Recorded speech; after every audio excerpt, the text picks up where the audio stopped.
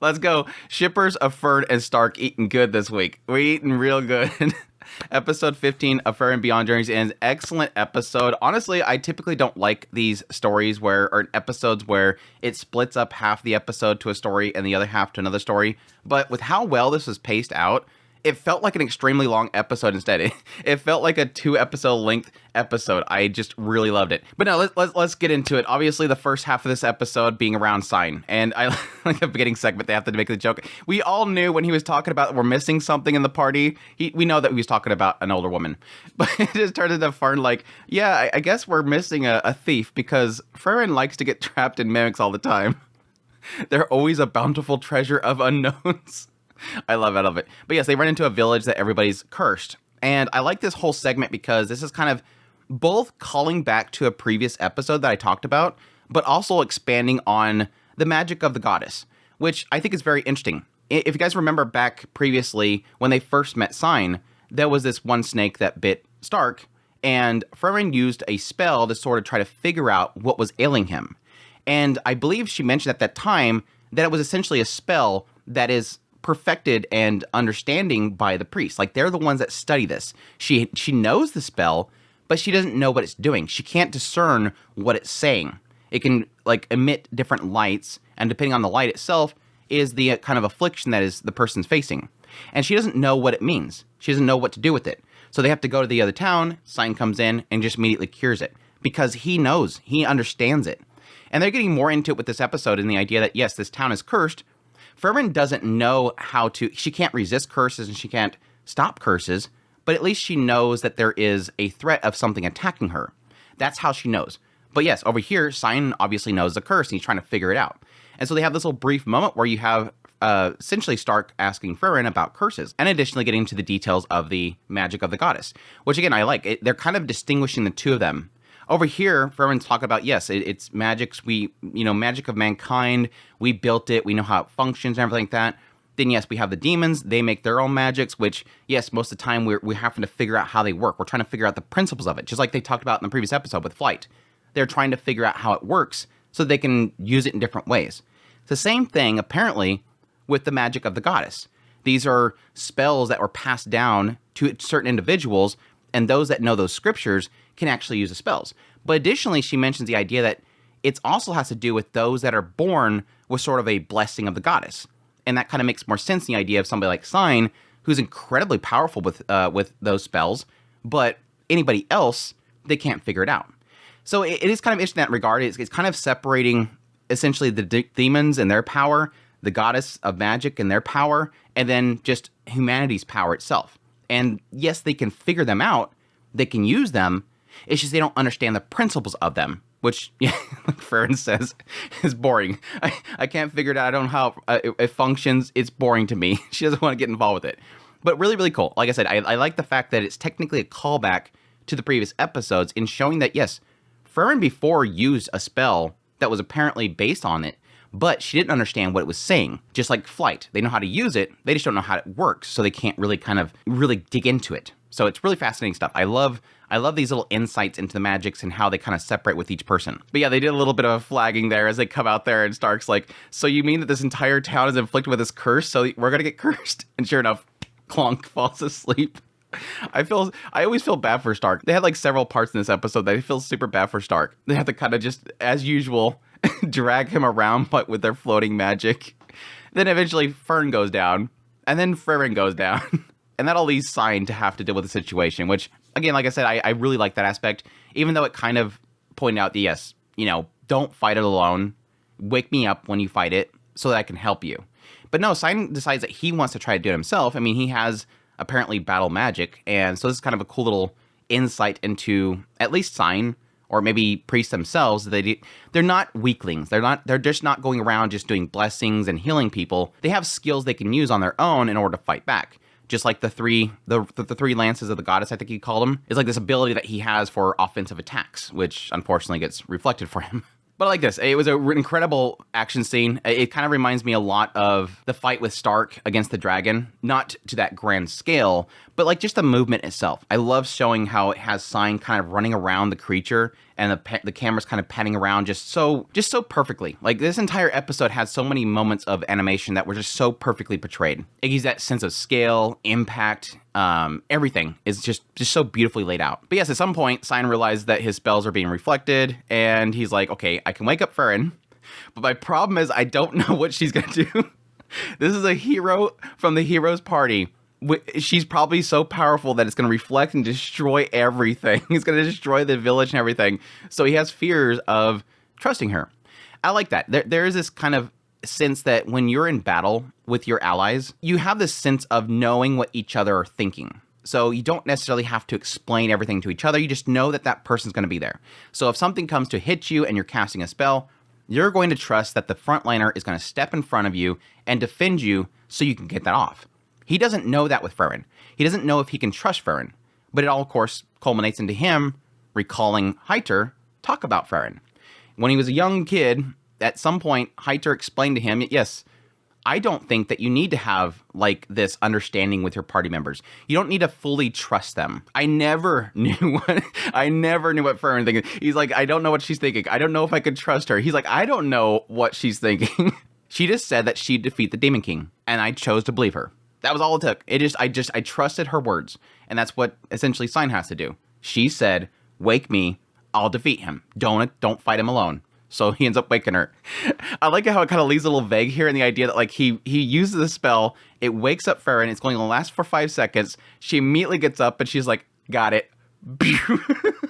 Blasts up into the air. I thought that it was going to be one of those cases where Sein thought that this thing was the thing that was cursing people. And then come to find out, it's like this thing over here. This was like a decoy. But no, it was just to kind of loop around. It kind of reminded me of that shot that Fern did when she was fighting Lugner, where she just kind of just casually shoots to the side. It looks super good, like super smooth. And like I said before, I continuously love seeing how OP Frieren is. Again, because it's not anticlimactic. It doesn't feel bad. For some reason, it always feels epic. And I think that's, yes, partly due with the animation's incredible and the music's incredible. The music builds up to these great epic moments. But it's just great seeing how she just kind of just so casually just says, yeah, I got it figured out. Yes, she was down and Sein still needed to wake her up. So it doesn't mean that she alone could have done it. She even says it later. We would have been dead if it weren't for you.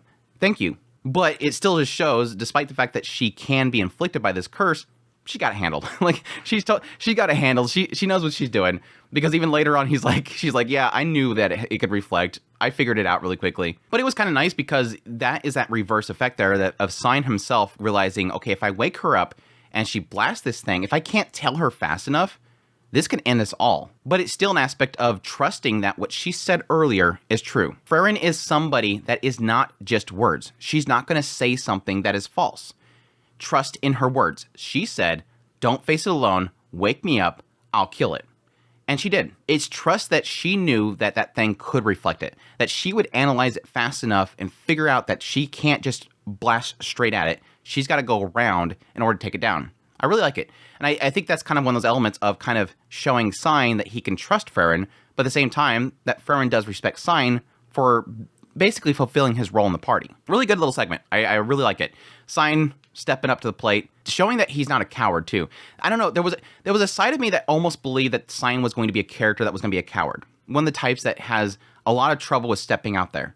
I think we've already pretty much handled that with Stark. Like, Stark was the coward character, the one that ran away, the one that wouldn't want to run away again, and still struggles with that aspect of being a runaway.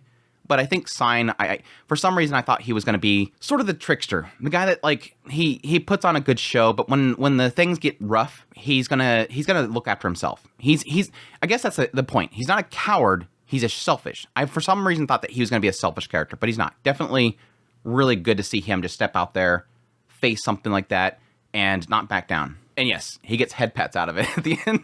He gets head pats out of it at the end. And at least it didn't look like Sein was upset about it. He accepted the head pats thoroughly. But yes, that gets into Vorig, the town of Vorig, where immediately Stark is pulled into some noble's house. But yes, it looks like this family, this noble family, is from the village that Stark's from. So yes, they look extremely like them. I don't know. There was a side of me that the entire time I'm going, when are they're gonna reveal that this is actually his dad? Please don't say that it's his dad, because by all accounts, his dad and his brother should be dead. But I mean, they could still be alive, but I don't see it. But no, it's just same bloodline, so they have the same red hair. They're all warriors and all that kind of stuff. And yes, they want Stark to take the place of the son who just recently died in the battlefield. Which, yes, was very interesting because I like this whole segment. Like, he has to push him into actually doing it. Like, the entire time in their little meeting, Fern's like, yeah, I know who your grandfather is. He was high-handed too. Let's go, guys. Let's get out of here. And Fern's over there like, Frieren, we're not doing good. Are those copper coins? Like, I like how Fern almost sounds like she doesn't even know what the money is. She just kind of, oh, so that's what money is. It's kind of, I mean, we've seen, Fern's bought things before, so it's not like she doesn't understand currency, but it just kind of, for a brief moment, gave me that sense of like, Fern just has no care whatsoever for their funding. Again, like, she just always lives on a whim. But yes, immediately is like, okay, Stark's gonna help because we're out of money. Stark's over there like, Frieren. The guy even called Frieren his mom. Do you need your mommy's permission in order to talk to me? I got a kick out of Frieren and her conversation with the head guy. It was too good. But yes, this all leads into Stark having to learn how to be a proper man because he's got to take the appearance of the son and go to this big banquet so they can keep morale up, so they can recruit more people before they find out that the son's actually dead. And I love this because the greatest part about this whole segment, yes, there's this whole segment about Stark and him understanding his whole family and seeing a lot of parallels in this guy and his family. But I think the coolest little thing in here is, yes, obviously the shipping of Fern and Stark. Him coming up there looking all dandy, you know, going down there on one knee and holding her hand and going, so how's that? And she's like, oh, it doesn't suit you. Super dokie dokies. The ballroom scene, amazing animation. Love seeing them smiling and dancing and everything, and Fern seeing a different side of Stark. But that in lies what I love so much about this segment. Fern, all the way up until this point. Now, granted, the whole thing with Sein really kind of correcting Fern, I think, has changed her mind there. But this whole time, ever since the moment they met each other, you know, a year ago, Fern is constantly talking about how Stark's a child. Stark's a child. He's a child. He needs to grow up. All this kind of stuff. She keeps downing him like he is a child. This is this brief moment where Stark is showing this more mature side, more dignified side, much more done up, much more noble and handsome looking and having all that etiquette kind of drilled into his head. And she doesn't like it. It's like, over here, you're a child, you're mature. Over here, it doesn't suit you. Like, which one do you want? Like, you finally get a more mature Stark and a more dignified Stark, and you don't like it. I like that aspect of always thinking that you want something out of somebody, and the moment that you get it, you're like, no, I like the old person better. I think that's really what it comes down to is Fern, like, almost feeling like Fern wants the old Stark back. But yes, we can all point out that, yes, that pose with Stark and Fern's hand was pretty similar to Himmel and Frieren. We all seen it. We all have to point it out. Super gorgeous. I love how after Stark leaves, she's like, oh, it doesn't fit you. He goes to kind of stumble away, and then she looks at her hand. It's like, yes, they're so shipping this. They're so freaking shipping this. I loved it. It was so great. Yeah, eventually them roping Fern into it. Fern over there eating her donuts going, yep, looks like Fern, you're going to have to get involved too. And Fern, the entire time she's going through the etiquette training, she's constantly wanting to grab a donut. Falling over and everything, eventually not liking the whole situation. It was a hell of a month. Yeah, but we need money, right? It was super good. And then, yes, the dance was super beautiful. I just loved it. It was super gorgeous. And animation was just so smooth. There's a lot of things that can happen with a ballroom scene in a lot of shows. A lot of it has to do with just using full CGI and just not bothering with it. CGI crowd in the background that sticks out like a sore thumb. I think they pretty much used different models in the background, but for this one, they don't stick out. They have a proper filter of kind of a fade effect or a blurring, a focus blurring. But the animation itself was just so butter smooth. It wasn't trying to get bombastic.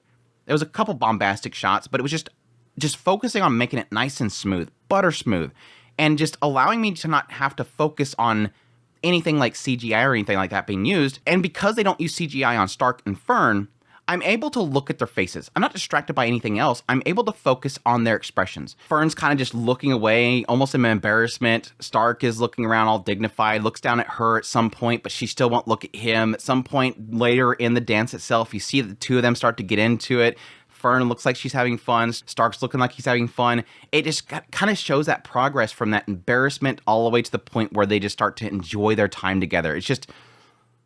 I loved it. I absolutely loved it. It was such a great scene. So cute seeing the two of them together. And yeah, I just kind of like that setup of it. Like, well, it was a hell of a month. But, I mean, if we learn how to do it, we might as well do it. And so they go out there, they start dancing. It was just so good. And then it kind of cap ends it with the comment by Sein's like, well, do you want to dance too? And Friren's over there like, nope, I'm going to eat cake. She's like, nope, I'm enjoying my cake. Shut up. Like, I don't know, Fern wasn't eating a lot of the donuts, but I think Frieren was enjoying the candies. I think she's got a sweet tooth in there, but super good. Super, super good. And yes, finally, the last bit of this whole thing is around Stark and his family and this guy's family and seeing those kind of parallels between the two of them. I love seeing kind of, despite the fact that Stark, obviously, when he was young, his father seen him as less, wasn't like his brother. He'll never be like his brother. He's always going to be a waste. And then here he's seeing, okay, this guy lost his older son. He's still got his younger son.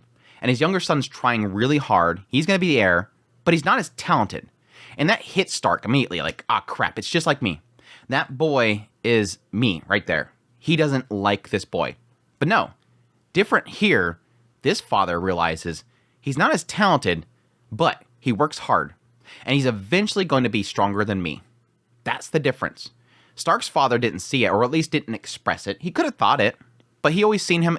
The brief moments we get, it looked like the father didn't care for Stark. Like he was a waste of time. And it was funny because the Stark's like, well, did you praise him? Like, my father never did that. Did you praise him? He's like, yeah, I did that, but then he stopped working hard. So it kind of had a reverse effect. He got hot-headed and he stopped trying harder. So he's kind of letting him be. It was super cute. And then like seeing that whole moment where they briefly pick up the sword and he's going to teach him his technique, and he's like starting to shake. It's not your village. And I think that guy knows. It's kind of one of those cheesy moments where he's saying, it's not your village. Like, yes, there's a brief moment where in my mind I'm going, how does this guy even know that that's why Stark is shaking? But it's because this guy is from Stark's village. Like, their bloodline is from that village. He knows how brutal they are, I guess. I guess is the assumption to have there is that he's making that connection. But yeah, it was super cool. I like seeing that parallels. And I don't necessarily think that it fixes what Stark went through when he was a child.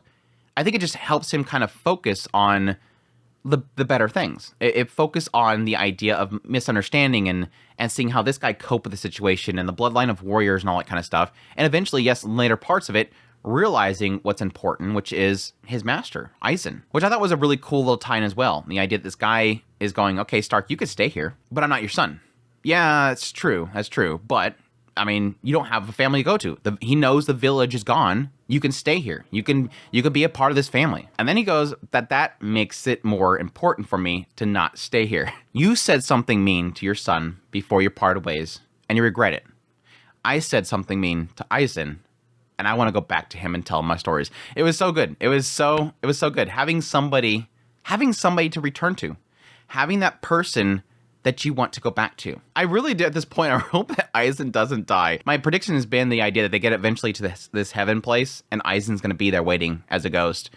I mean, which would still give him his ability to tell his stories to Eisen, but it's still going to be...